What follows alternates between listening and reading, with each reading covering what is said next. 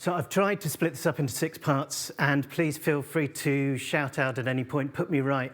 I've littered it with images, so I go back forward chaotically, I'm afraid, between boring data and interesting images, hopefully. I know Izzy used this image as well. I think it's a really interesting one, and I'm trying to use it to think about how to define what is an ornamental plant. And I've cheated by using someone else's. I'll just read it out here.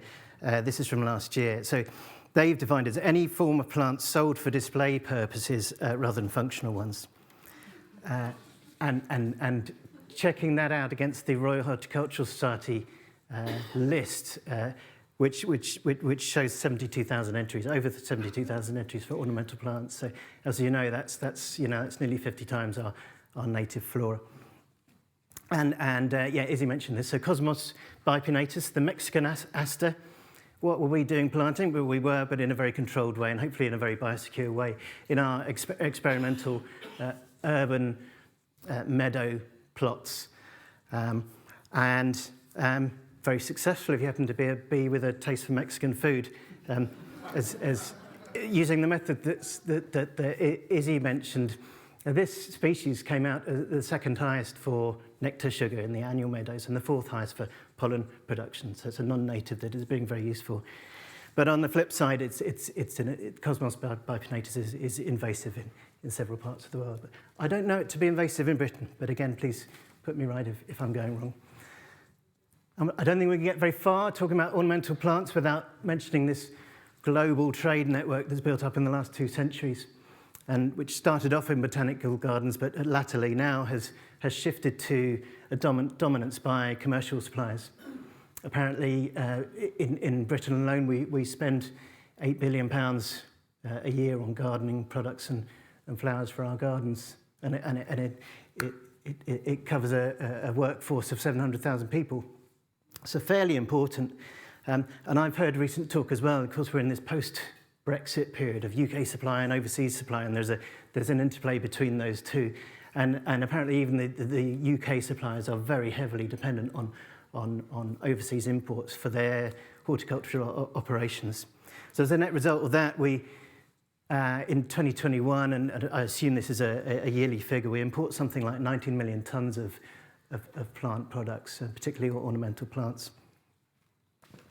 And we'll look more at the boring data in a minute, but several times during this talk I was hoping to just sort of illustrate it with images. And so what the data say, if we go back exactly a year in time from now to September 22, the most frequently imported plant taxa were Phalaenopsis, moth orchids, a genus of about 70 species centred on Indonesia and the Philippines, and Kalanchoe, yeah. So this Kalanchoe blossfeldiana from Madagascar.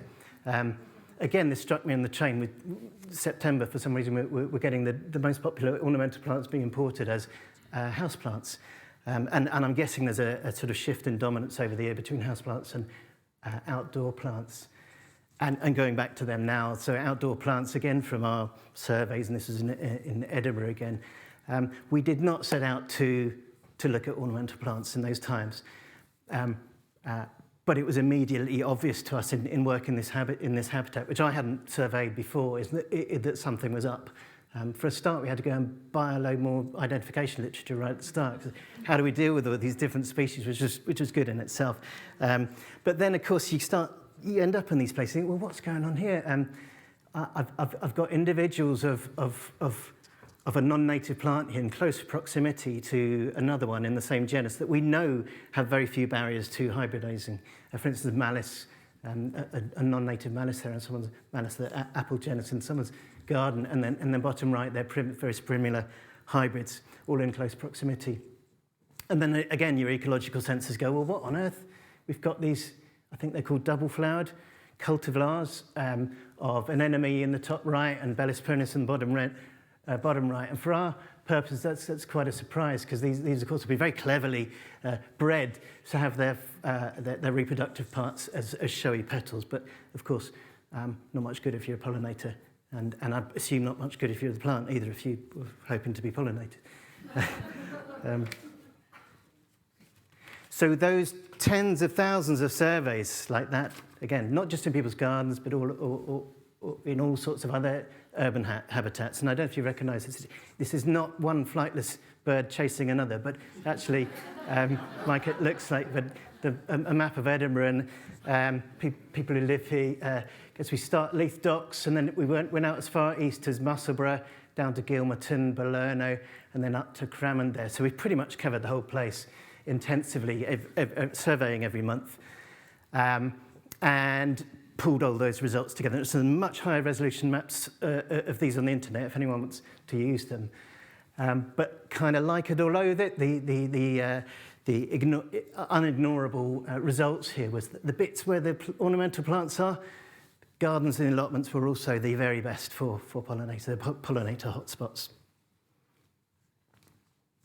So going back to this strange 80s montage type way of showing data, moving forward to October now, October last year, October 2022, the most frequently imported plant taxa according to the data that I could get hold of cyclamen.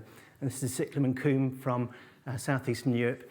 And the other second in line there was chrysanthemum. This is chrysanthemum indicum from Asia.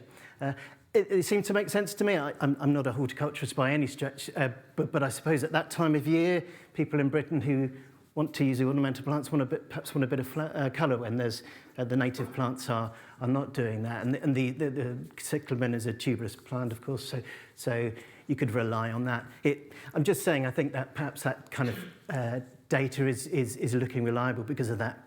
And then when we get to November, yes, not unexpected, we're seeing Christmas trees, the most popular Christmas tree. Abies nordmanniana, the Caucasian fir, by a long stretch, the most frequently imported.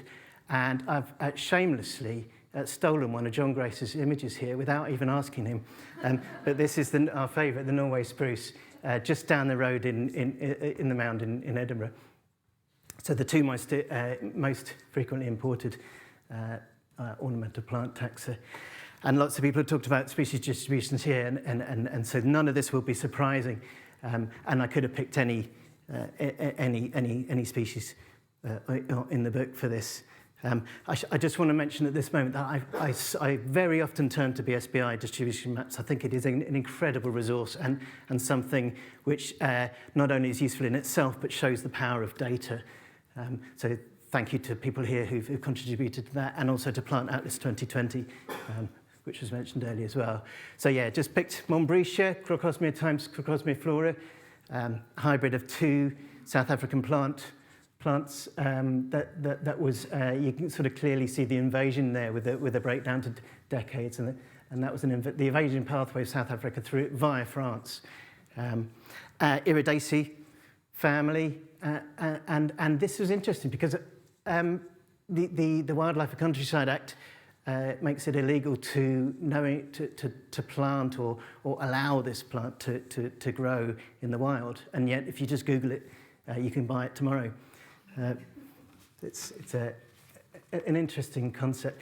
And perhaps just before I go on there, as well, Brian talked earlier about plants not just being invasive on their own, but also being vectors of pests and pathogens. And we've seen various examples of this, these things having big impacts in the past on forestry, on crop plants, and on the horticulture industry itself. And there's a couple that have come up recently that I've seen that are supposedly not quite gone into Britain yet, but are knocking on the door. So Xylella fastidiosa bacterium has caused huge problems for the olive and lavender and almond industries in Europe, but apparently is not yet in Britain, but could quite easily come in on the import pathway. Likewise, Bermisia tabaccae, the silverleaf whitefly, it's actually a hemipteran, probably an aggregate of species, and the country status of the UK is supposedly free of this, but we've seen it's caused havoc in Europe, in particular in glass houses. It seems to be happily transferring from its tropical environment in India to temperate environments, and happily switching host plants as it goes. And like I say, the official status is that we're free of it, but it has been intercepted in its larval stages coming through the border, particularly on poinsettia plants. If you ever I've got an addiction now in garden centres flipping over the tepals of poinsettia and look for the larval stages of Bemisia tabacci, and there you go, you've hit gold dust, and you can go and tell the papers.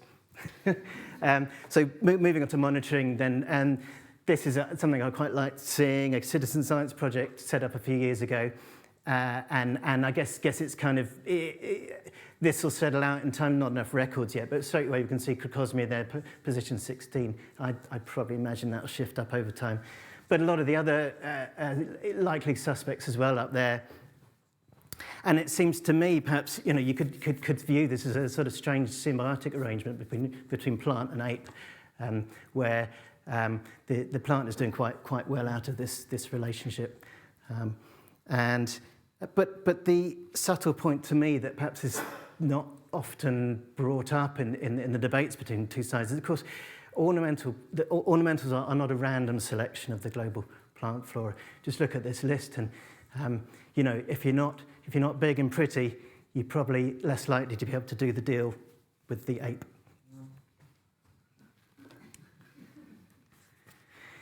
So we sort of thought of coming up with the question of could we complement these amazing monitoring efforts that are going on, and asking, can we maybe look down the other end of the hose at the supply end of the problem, and turned for inspiration to network theory, which sadly we've seen become more popular in sort of grim recent times, but also has been used a lot in the previous decades in all sorts of different types of data, including ecological communities, think food webs, plant pollinator communities, the banking industry of 2007, that strange structure of having a few very dominant banks, super-connected banks, which is usually quite robust, but is collapses, has contagion if one of those is taken out.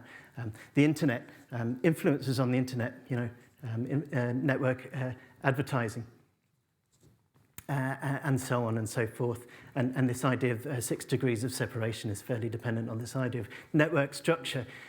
So it's really, in my view, if you can make that leap of faith that your data actually comprises of nodes and links between them, you're away. And beyond that, you can keep yourself out of the analysis, which I quite like. It's a sort of less subjective way of doing the analysis.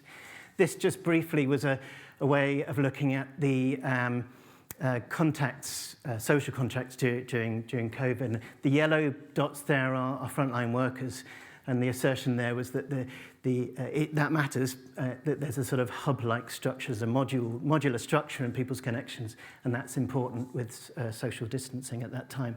So it's the structure of the network that counts, and that is all important. And I don't want to worry about the details here as we get into the more boring side of the data, but just to sort of briefly summarize where it came from, and this is hundreds of thousands of consignments, so imports are recorded every month of plants and animals coming into Britain. What we did was try and take the ones that are labelled as ornamental plants by these things called commodity codes, and ended up with a 13-month period of ornamental plants. That was over 45,000 different imports of over 2,400 different plant taxa. And I showed this to an economist, and he didn't bat an eyelid, and I thought, this is horrible, isn't it? This kind of distribution is really hard to work with. He says, well, that's really common in trade data, really common in wealth data, of course. You have the very few outliers, you have a few outliers at the high end, which dictate the whole thing, and it makes it very hard to use traditional statistics on this, because of course the average is sort of meaningless as a measure of this. And any time you try and do something with a subsample of this, you get a very different result. For anyone who is interested, this is what we've got here is the taxa and how often they were sent during that, how often they imported during that 13-month period. So you have a few that were just really regularly sent, but the vast majority of the data sent aren't. They're just sent once or twice throughout the year. Not that that's important, but the important thing is what we can do with it. So if we take we just take the location where it was sent from and where it arrived in Britain and how much. And I'm just going to briefly dare to come out of the PowerPoint here. And this is an interim step, which is really not important, but I thought it's quite an enjoyable way of doing as a geeky data analysis analysis, and I think I need to go to here. Let's try this. Sorry about this. Let's see if this will work.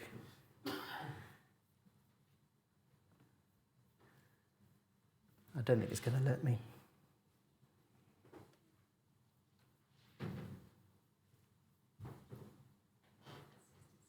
Going to work? Don't worry if not. Yeah, just keep scrolling right. To the left or to the right? To the right. Oh, there we go. Right. Okay. So yeah, this is what you do on your own. Thanks very much for that. Yeah, on your own computer, if you are a total geek. So you get your data and you've turned it into that way of looking at it, and you can turn it into a diagram. Sort of look at it yourself and zoom in. And I think what with start to imagine what those network algorithms might come out with, because after all, they're trying to imitate what a human would say. So we've got very strong links there, and this one on the end there is kind of a singleton on its own, and that should matter. That structure. The way I visualize this is you could do the same thing with blobs of plastine and matchsticks of different widths, and then go around taking photos of different aspects of it, and then lo and behold, you come up with your network metric. So that's just a little aside there.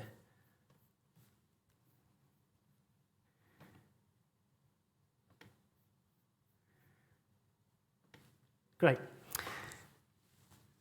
Back to normality. So the idea then was to take those network metrics, the values that come out of those algorithms at each month. And again, I don't want to worry about what type of metric there is, but there are tens of metrics that we could choose.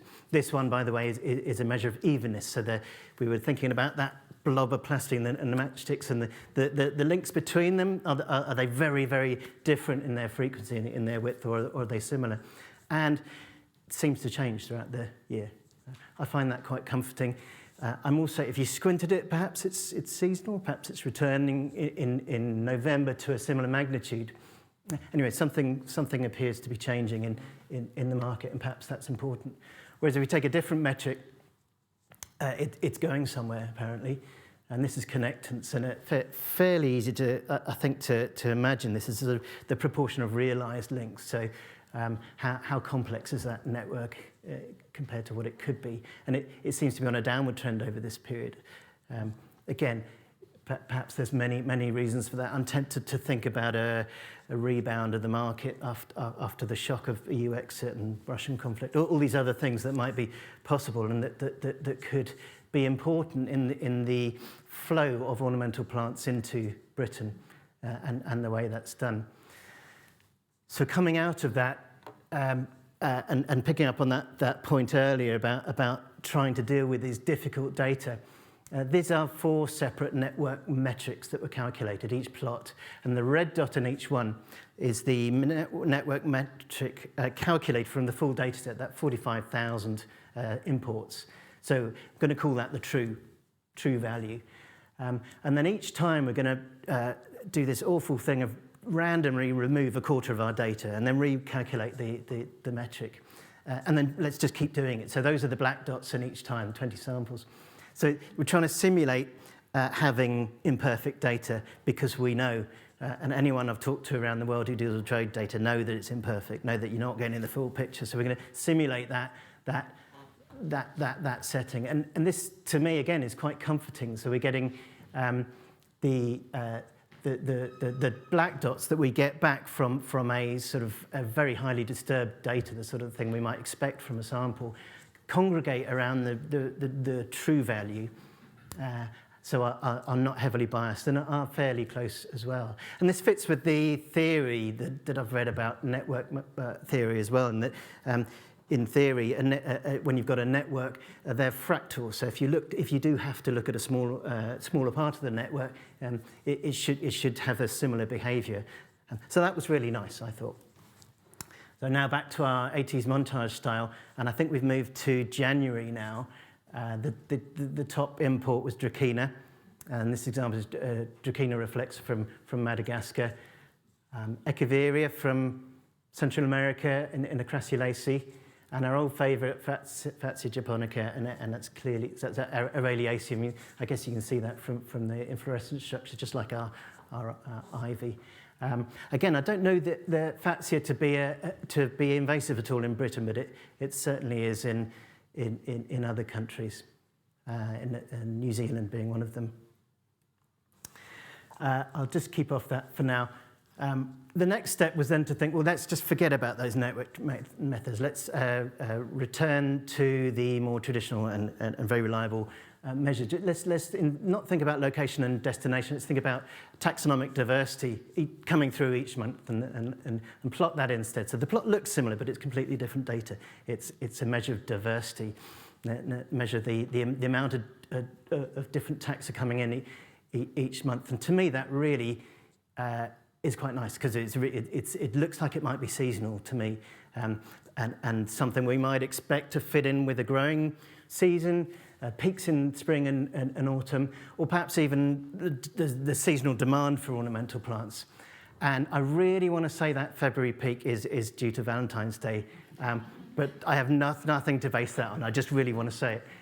But yeah, that looks nice to me. So the final step I want to do in this boring geeky data analysis is to then go, right, we've got this independent floristic taxonomic diversity, the data at the same time as we've got these curveball network metrics at the same time. And if we plot them against each other, for this one in question, we've got the taxonomic diversity on the horizontal axis, and the network metric is modularity. So something like the measure that was done in that paper, the COVID paper that I showed earlier. A measure of the modular structure of the network. They have a very good correspondence. There's a really good correlation, very surprising to me correlation. But that's, again, a very nice finding. So just taking stock at this point of the data analysis, we've tried out these network methods. They do change over time, apparently, and we'll know more, I guess, as we go into the future.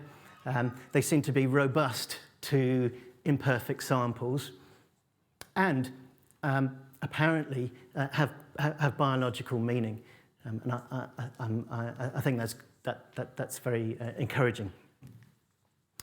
So finally, then back to our final montage. This is April of last year, and the most important things were Photinia, and this is a hybrid of two taxa from Asia, Photinia times fraseri in the Rosaceae. And our old favourite hydrangea from Japan and Korea, and this is hydrangea macrophylla. And again, I don't know this to be invasive in Britain, but I've heard that it is in the Azores and Madeira, and I kind of imagine that. So thank you very much again for all those reasons that I mentioned earlier. It is just brilliant to be back with an assembly of bright minds and people who like to apparently grab bits of plant and stick them in a teacup. I don't get that at my work, so I'm enjoying that. I'll end on this another picture from those lovely surveys we did in Edinburgh and People's Garden. So Ribes sanguineum, the flowering currant, and with a visiting honeybee. So thanks very much.